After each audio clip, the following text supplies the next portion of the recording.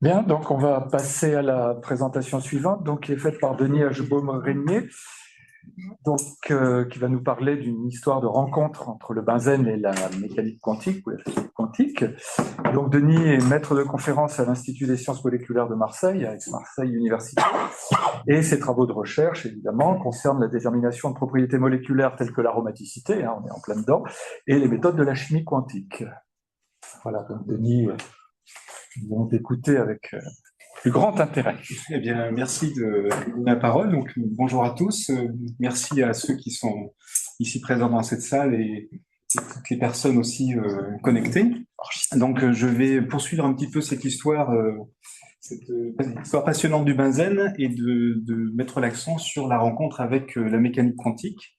Alors, il y a plusieurs façons de passer à la postérité. On peut avoir un panneau dans une rue, on peut avoir le nom dans une équation, on peut écrire un bouquin qui fait date, et ben le benzène, lui, il est sur un timbre. Et donc il y a 100 ans, la Deutsche Post, la poste allemande, fêtait le 100e anniversaire du benzène. J'ai trouvé également un timbre de calculé et je me suis intéressé à d'autres figures qui travaillent sur le benzène, mais ce sont les deux que j'ai trouvées en lien avec la thématique d'aujourd'hui. Donc, pour voir si tout le monde a vraiment bien suivi, j'ai repris un transparent de Johan. Et en fait, on va revenir un petit peu en arrière, mais très peu en arrière, sur justement donc ces deux structures proposées par Kekulé, où il mentionne voilà deux structures qui sont dans lesquelles chaque atome de carbone est en exacte relation avec ses deux voisins. Et c'est juste en fait donc, pour bien comprendre qu'à l'époque, et Johan en a parlé, c'est qu'on n'a pas encore d'idée précise de ce que signifie le trait, ni le double ni le simple trait. Ils sont juste là pour rendre compte des rapports de masse, comme Johan l'a très bien montré. Mais on ne sait rien, on ne sait encore rien de la liaison chimique en 1872. On commence à voilà, il y a 3 ans, avant la publication de cet article, eh bien, Mendeleïev publiait ce tableau. Donc, on avait une idée un petit peu de la régularité de certaines propriétés chimiques des éléments, mais on n'a encore eu aucune idée sur la structure des atomes. Et donc, les choses vont changer avec un chimiste, donc Gilbert Lewis, qui va proposer dès 1916 une première théorie classique de la liaison chimique. Et donc, son idée, en fait, elle est venue avec l'introduction de l'électron qui entre en scène grâce à des physiciens. Donc, J.J. Thomson qui découvre qu'il existe une particule chargée négativement dans la matière, au sein de la matière, et il propose un premier modèle atomique qui est très rudimentaire ou qu'il appelle le plum pudding. Donc, c'est une sorte de gâteau et les petites prunes sont les électrons qui sont présents donc dans la matière, et la surface rouge, le gâteau, c'est quelque chose d'un peu homogène, chargé positivement pour respecter la neutralité de l'atome. Viennent ensuite les premiers modèles atomiques de Bohr en 1909 et Rutherford en 1912, et là on est sûr que ça y est, on commence à comprendre qu'un atome est constitué de quelque chose de très petit et dur au centre et autour duquel gravitent des électrons. Alors, on parle d'orbite à cette époque, on avait des modèles planétaires qui permettaient d'expliquer un petit peu, enfin, on essayait de se représenter ces atomes avec des modèles planétaires. Et c'est donc Gilbert Lewis en 1907 qui introduit le premier l'idée de paires d'électrons et de règles de l'octet. Alors, comment est-ce qu'il construit son modèle? Il utilise énormément d'observations expérimentales, et tout d'abord, il se rend compte que la plupart des composés stables ont un nombre pair d'électrons. Donc cette histoire de duo d'électrons, ça le titille un peu. Et on sait aussi par ailleurs que la plupart des atomes en chimie organique ont une valence maximum de 4.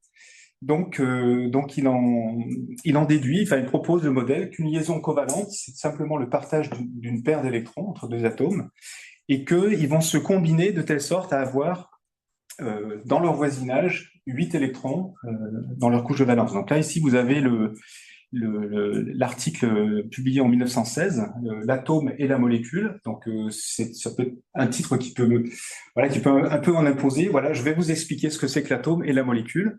Et en fait, bon, il avait de bonnes raisons de le faire, il a quand même révolutionné la chimie par ailleurs. Alors, la première façon, une façon simple de répartir 8 objets, 8 électrons autour d'un centre, eh ben, c'est de prendre un cube. Donc, les premiers modèles de Lewis, c'était d'empiler des cubes et de mettre au sommet des cubes des petits ronds qui symbolisent les électrons. Et puis, quand il s'agit d'associer deux de ces cubes, par exemple ici le dioxygène, eh on prend un oxygène à qui il manque 2 électrons et on va les associer, les fusionner et partager sur des arêtes communes 2 de ces électrons et on forme comme ça différentes molécules. Donc il a étendu ce concept de cube dans lequel finalement les électrons sont très statiques. Ils sont disposés au sommet d'un cube. Alors tout à l'heure, on parlait juste à l'instant de cercle, mais vous voyez que Lewis avait pris comme figure géométrique le cube, qui était bien pratique pour cette règle de l'octet. Et puis, un peu plus tard, il a eu cette idée géniale de remplacer, probablement qu'il en avait marre de dessiner des cubes, et donc il s'est dit, bah, je vais faire que les petits points. Et en fait, bah, cette représentation ici, en 2 petits points, elle est extrêmement commode, et elle permet effectivement, avec cette règle de l'octet, de dériver un grand nombre de formules chimiques, électroniques, de molécules. Donc, finalement, on en arrive à mieux comprendre ce que signifient ces traits dans les structures de calculés. Voilà, on sait que ce sont des partages d'électrons, de paires d'électrons, mais il y a encore des questions qui sont encore pas très résolues, notamment le fait que 2 électrons chargés négativement devraient se repousser. Comment se fait-il que ces 2 électrons-là arrivent à rester ensemble et semblent être responsables d'une liaison? Par ailleurs, les questions de stabilité relative du benzène, sa réactivité, tout ça, c'est pas bien compris encore à l'époque. Et c'est là que la physique entre en jeu. Donc la réponse va venir de la physique. Et effectivement, dans la même période, une révolution est en marche dans le monde des physiciens, avec l'arrivée d'une nouvelle théorie qui est la mécanique quantique. Et là, vous avez ici représenté sur cette photo, sur les 29 participants, il y en a 17 qui sont soit déjà prix Nobel ou qui seront futurs prix Nobel. Donc c'est le fameux congrès Solvay qui portait en 1927 sur le thème électrons et photons. Donc on parle bien ici de notamment les électrons. Ils nous intéressent au premier plan. Donc je vais pas, effectivement, c'est illusoire de vous raconter un petit peu la mécanique quantique en quelques minutes, mais je vais juste ici rappeler quelques éléments clés qui vont permettre de comprendre un peu la suite de l'histoire. Donc déjà, le monde microscopique, c'est un monde absolument étrange. On pensait que la lumière était une onde et on avait des preuves irréfutables de sa nature ondulatoire, et Einstein en 1905 montre que non, elle est constituée de grains. On peut la voir comme étant constituée de grains. On était absolument certain que les électrons étaient des particules élémentaires, et De Broglie en 1923 donne la vision ondulatoire de ces particules. Donc on ne sait plus où on est. Ce monde microscopique est bien étrange. Il se comporte parfois comme une onde, parfois comme un corpuscule. Et en 1926, Schrödinger donc propose son équation, une équation d'onde, donc qui est bien connue, je pense, de la plupart d'entre vous, où on fait agir un opérateur sur une fonction et elle nous sort l'énergie multipliée par cette même fonction. Et un autre phénomène, un autre point clé de cette théorie quantique, mécanique quantique, c'est le principe de superposition proposé par Heisenberg en 1925. Donc tout ça, c'est en quelques années que tout se décante, et qui stipule que si on a 2 états accessibles au système qu'on appellerait psi A et psi B, mais en fait l'état réel, c'est une combinaison linéaire de ces 2 états. Et vient ensuite le postulat de la mesure, qui est une notion quand même centrale de cette mécanique quantique. Si on veut mesurer une grandeur physique, on a besoin pour comprendre le résultat d'une mesure, d'appliquer un opérateur sur cette fonction d'onde, et les valeurs propres, c'est-à-dire les solutions de ce type d'équation, le petit a ici, eh bien ce sont les seuls résultats possibles d'une mesure. Et là, je fais un renvoi à la conférence de Yannick Caresson tout à l'heure, qui va reparler de cet aspect. Alors, une autre chose quand même aussi nouvelle qui arrive avec la mécanique quantique, c'est que les électrons qu'on avait représentés par 2 petits points sont indiscernables et possèdent un spin. Donc, on va symboliser par une flèche vers le haut ou vers le bas. Donc là, vous avez une petite photo de physicien du CERN qui essayait de simuler une interaction entre spins. Et en 1924, Pauli propose cette règle et qui dit que les électrons appariés doivent avoir des spins opposés. Autrement dit, la paire d'électrons de Lewis, elle se transforme graphiquement par une flèche vers le haut et une flèche vers le bas. Une notion essentielle aussi issue de cette théorie, c'est que le modèle atomique de Bohr, où l'on pouvait suivre éventuellement la trajectoire de l'électron, n'a plus de sens. L'électron, on ne peut que le décrire par une probabilité de présence. Voilà donc les concepts essentiels. Et donc, les premières applications de cette théorie quantique sur des systèmes atomiques, et notamment l'atome d'hydrogène, ont permis de mettre en lumière un nouvel objet qui va permettre de décrire les électrons, qu'on appelle donc des orbitales atomiques.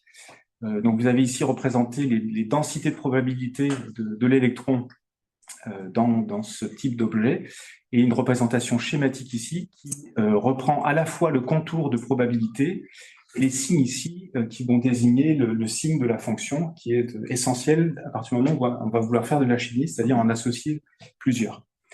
Donc, ok, l'électron, il a un spin, il est décrit par une fonction, et bien ça donne plein d'idées. On a enfin un outil pour faire des calculs, c'est l'équation de Schrödinger. Donc c'est une équation extraordinaire qui permet d'une façon pratique d'appliquer ces concepts-là. Et la première application, elle vient du modèle de Heitler-Landon en 1927. Donc c'est juste un an après la publication de l'équation de Schrödinger.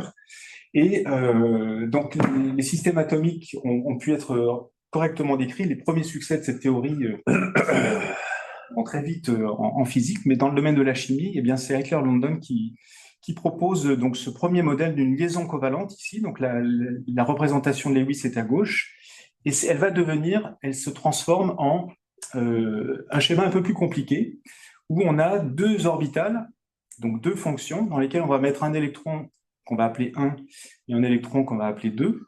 Et en fait, il n'y a pas de raison que 1 soit à gauche et pas à droite. Donc du coup, ils vont utiliser ce principe de superposition en stipulant que la fonction qui va décrire cette liaison, eh bien, sera une combinaison linéaire de deux fonctions dans lesquelles on a pu interchanger les deux électrons.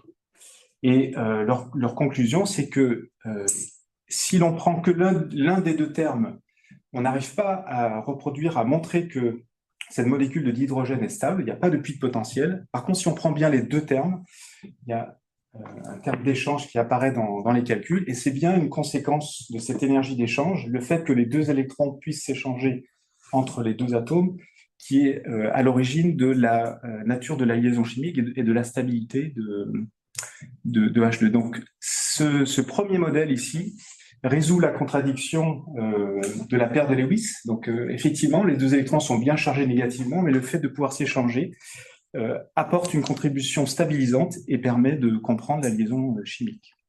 Donc ça, c'est vraiment les travaux précurseurs de la chimie quantique. Et puis, Pauling, en 1930, et Slater vont généraliser cette idée en s'attaquant aux molécules polyatomiques. Parce que faire H2, c'est intéressant, mais quand on veut faire de la chimie, il faut aller un petit peu au-delà. Et donc, ils vont proposer ce qu'on appelle, qu'ils appellent à l'époque la théorie des liaisons de valence, et qui s'appelle encore aujourd'hui la théorie valence band en anglais. Et il y a trois concepts clés qui sont sous-jacents à cette théorie et qui vont effectivement révolutionner la compréhension de la nature de la liaison chimique au sein des molécules polyatomiques. La première idée clé, c'est l'hybridation des orbitales. Le fait que certaines liaisons soient équivalentes, donc par exemple ici dans un carbone impliqué dans une double liaison, il a trois voisins, et ces trois voisins sont issus d'un mélange d'orbital S et d'orbital P, qu'on appelle une hybride. Et puis dans ce cas-là, il en reste une qui n'est pas mélangée et qui reste pure, et on va voir qu'elle va avoir son rôle à jouer un peu plus tard. Deuxième concept clé, c'est l'existence de structures ioniques. Ça, c'est quelque chose qui n'était pas du tout présent dans le modèle Heitler-Landon. Heitler-Landon, il n'y avait que des liaisons covalentes qui étaient décrites.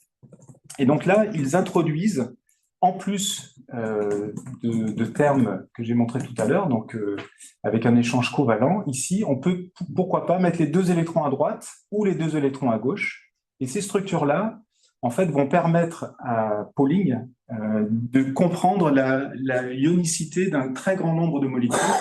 Donc, en appliquant ça sur des liaisons locales entre carbone et oxygène, carbone et azote, etc., il arrive à en déduire des échelles d'électronégativité, donc qui reposent sur des données expérimentales, et on comprend d'un seul coup un très grand nombre de propriétés ioniques de molécules grâce à cette vision.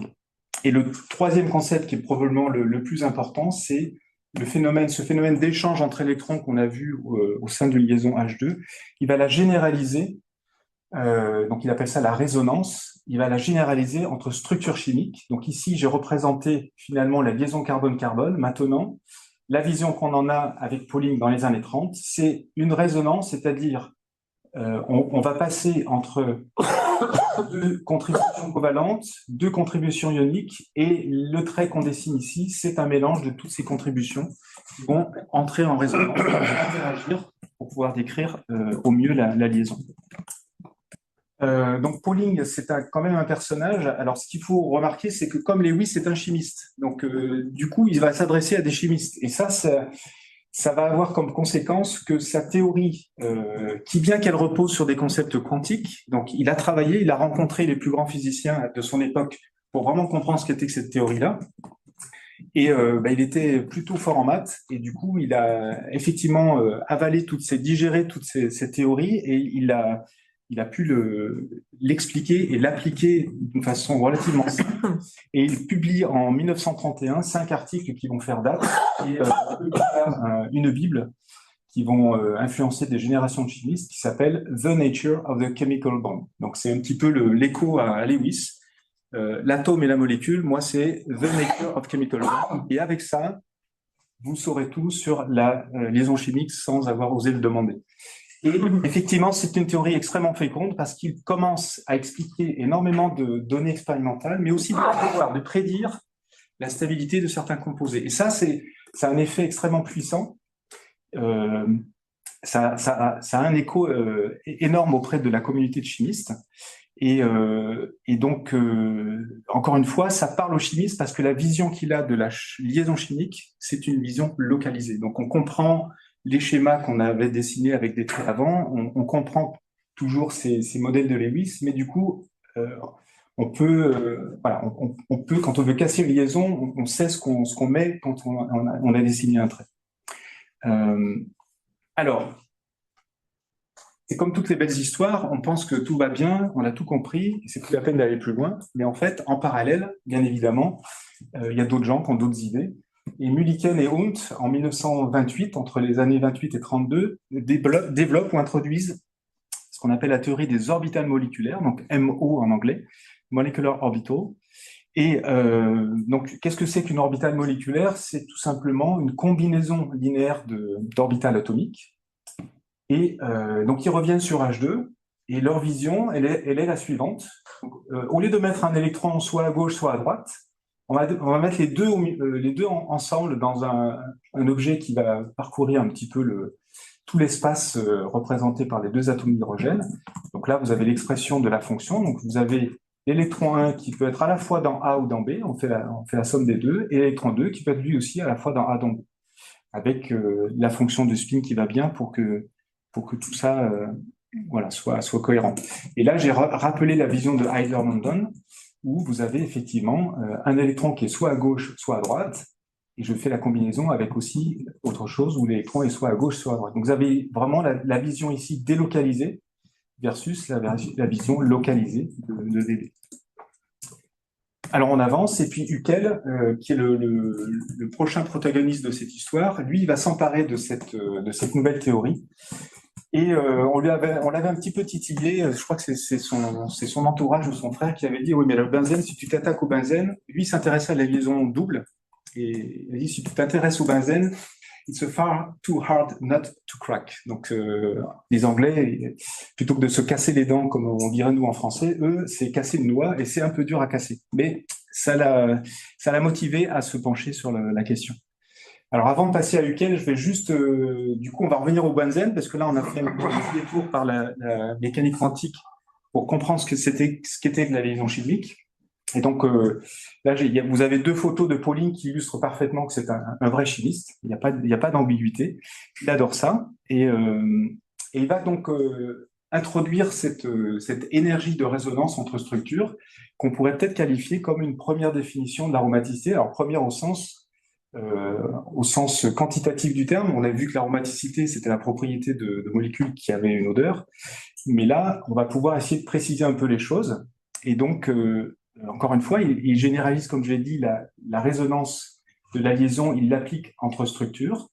Et finalement, les structures de Kekulé, il va les récupérer et il va les faire se superposer. Donc, en appliquant ce principe de superposition quantique, il va expliquer ou proposer le modèle suivant, que la vraie structure, c'est une sorte de combinaison d'interaction entre deux structures qui sont les structures de Kekulé, et le résultat, c'est ce qu'on appelle une hybride de résonance, et son énergie est plus basse que l'énergie de chacune de ces structures. Donc il va proposer une première définition d'aromaticité comme étant la différence d'énergie entre la vraie structure, la structure réelle, et cette structure fictive dans laquelle on aurait localisé les doubles liaisons. Alors, comme je l'ai dit, alors oui, là, je donne un autre exemple où, au lieu de n'utiliser que Kekulé, il utilise un modèle un peu plus élargi avec 5 formules canoniques, qui sont aussi les 3 formules de Dewar. Et juste pour vous montrer quand même, j'ai pas résisté au plaisir de vous montrer quand même le type de calcul qu'il devait faire. Il n'avait pas d'ordinateur à l'époque, et donc il devait résoudre ce genre d'équations qui, bon, certes, c'est faisable, mais il fallait quand même avoir une bonne dose de courage pour s'y lancer. Et avec ça, par exemple, il montre, alors l'intérêt de cette théorie, c'est qu'il montre que non seulement la structure est plus stable, mais qu'en plus, il peut quantifier, il peut dire, 80% de cette stabilité vient des 2 formes de Kekulé, et les 20% restants, ça vient des 3 autres formes. Donc, il y a un outil ici extrêmement puissant de dire, selon les représentations qu'on va prendre, on peut donner un pourcentage une pondération de l'importance de certaines structures vis-à-vis des autres. Donc là, dans ce tableau-là, j'ai reporté un peu le calcul qu'il fait. Donc, il utilise 2 paramètres. Alors, faites attention ici, le alpha qu'on va revoir un peu plus tard dans la théorie de Huckel, c'est pas le même qu'ici. Donc, je passerai juste sous silence ce petit détail. Et vous voyez que la stabilisation, elle est de 0,9 lorsqu'on prend que les 2 formules de Kekulé, et elle passe à 1,1 lorsqu'on rajoute les 5 structures, enfin, les 3 structures de Dewar. Donc voilà comment est-ce qu'il introduit cette énergie de résonance. Et comme il a un grand nombre de données de thermochimie à sa disposition, eh bien, il va proposer il va donner un chiffre. Voilà, cette résonance, cette stabilisation, elle vaut cette quantité-là. Donc là, en fait, comment il a fait? Il a juste, à partir de cette énergie E, il a calculé, ça c'est une valeur issue des chaleurs de formation. Et le E', c'est une énergie fictive de cette structure de Kekulé, dont il a calculé l'énergie comme étant, alors je ne sais plus si je l'avais mis, non, je ne l'ai pas mis là, comme étant finalement la somme d'énergie de liaison. Donc on a 3 liaisons, on a 6 liaisons CH, on a 6 liaisons CC, et sur les 6 liaisons CC, on a 3 liaisons simples et 3 liaisons doubles. Il récupère à partir de données thermochimiques des estimations de ces énergies de liaison, et il en déduit que le benzène est stabilisé de cette quantité-là. Alors, ce qui est remarquable, c'est que donc là, je reviens sur un transparent qu'a montré Johan. Ce qui est remarquable, c'est qu'à partir des énergies d'hydrogénation, eh bien, on retrouve un chiffre très similaire. Vous voyez que là, on retrouve le 36 kcal ou 152 kJ, et lui, il trouve 37. Donc, on a quelque chose qui est effectivement, qui donne une bonne estimation de cette stabilité supplémentaire par rapport à un système fictif. Et puis, le second protagoniste de cette histoire du benzène, c'est Erich Huckel, donc, qui lui publie en 1931 un papier qui lui aussi va faire date, un gros papier, 83 pages, et qui s'intitule « Contribution théorique au problème du benzène ». la configuration électronique du benzène et des composés apparentés. Et donc, il va introduire deux concepts clés dans sa théorie, l'énergie de délocalisation et la fameuse règle de Huckel qui est connue de tout étudiant en chimie, la règle des 4n+2. Alors, le cadre général, donc, il est des orbitales moléculaires, donc on a des systèmes conjugués qui s'intéressent au système conjugué, simple et double liaison, et son approximation clé là-dedans, c'est de dire, je sais que le benzène est plan et je constate que certaines orbitales sont antisymétriques par rapport à ce plan et toutes les autres sont symétriques. Donc celles qui sont symétriques constituent le système sigma, et je ne veux pas m'y intéresser, moi je vais m'intéresser aux électrons pi, et donc il fait tout simplement cette approximation qui est relativement importante de dire, je ne vais pas m'intéresser aux électrons qui sont dans le plan, et je vais m'intéresser qu'aux électrons qui sont en dehors du plan et qui sont donc un électron par atome de carbone. Donc il simplifie grandement le problème. Alors il utilise pour ces développements deux paramètres essentiels qui sont en fait les deux paramètres de la méthode Huckel qui permettent de comparer des énergies totales entre elles. Le fameux alpha qu'on appelle intégrale coulombienne, donc qui correspondrait à l'énergie d'un électron dans une orbitale pz d'un carbone isolé, et l'intégrale de résonance qui va nous donner une idée de la stabilisation de cette interaction entre deux carbones voisins. Et ce modèle simple, son gros avantage, c'est qu'on peut résoudre les problèmes à la main. Et donc le point clé de ce modèle, c'est que les électrons sont définitivement ou intrinsèquement délocalisés donc par hypothèse de son modèle.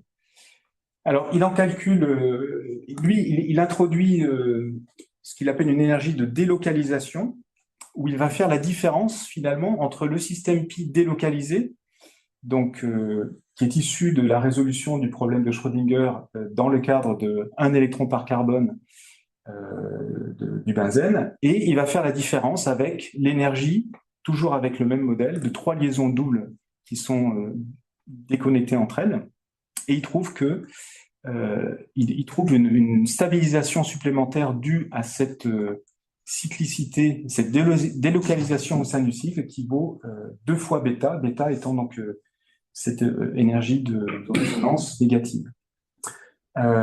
Et donc cette énergie de délocalisation, finalement, c'est le pendant de l'énergie de résonance en VB, dans la théorie de Pauling.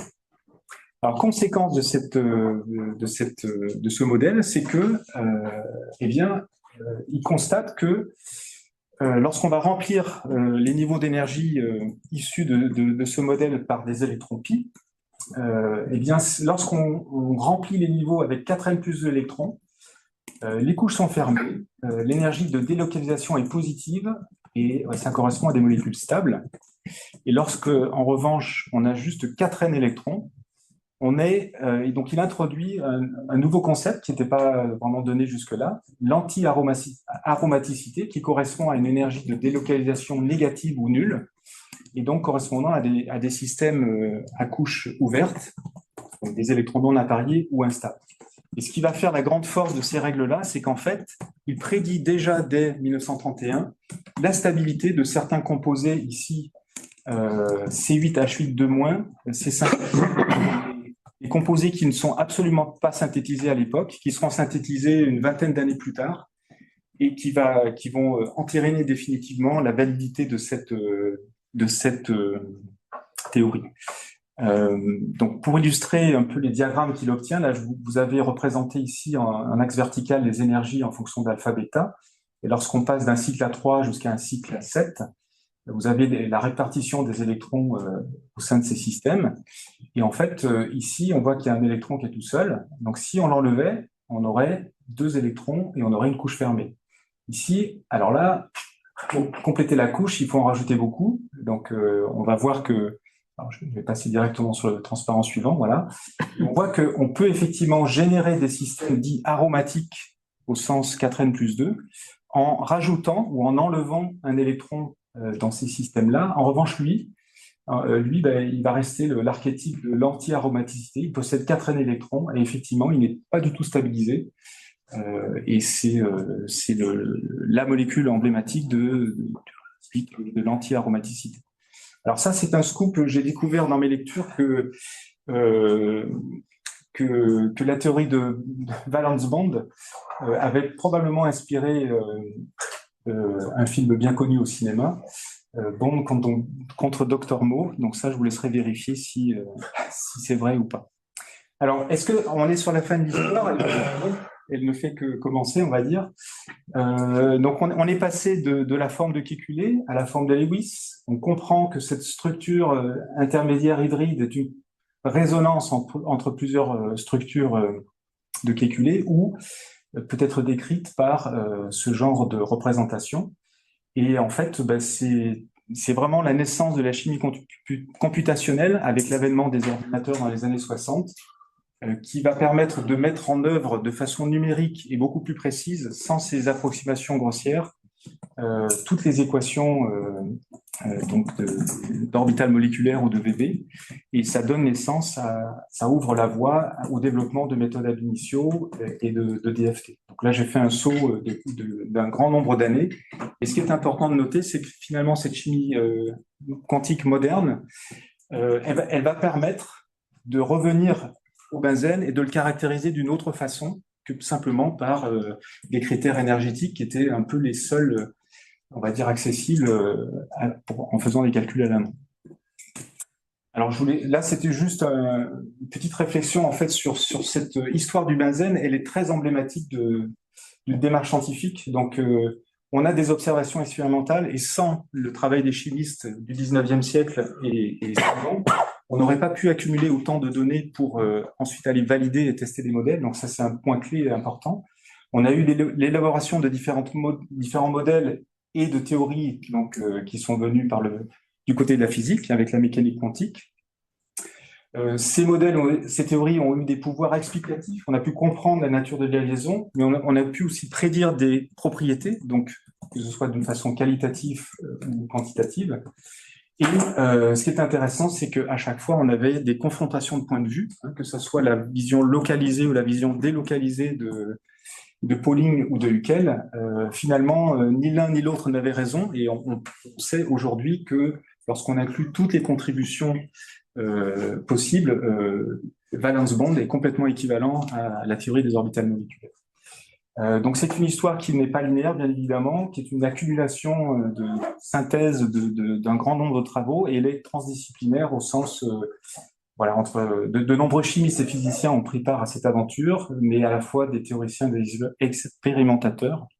Et donc, je souhaiterais bon anniversaire au benzène avec tous les protagonistes sur lesquels on s'est appuyé pour comprendre cette aromaticité. Je vous remercie pour votre attention.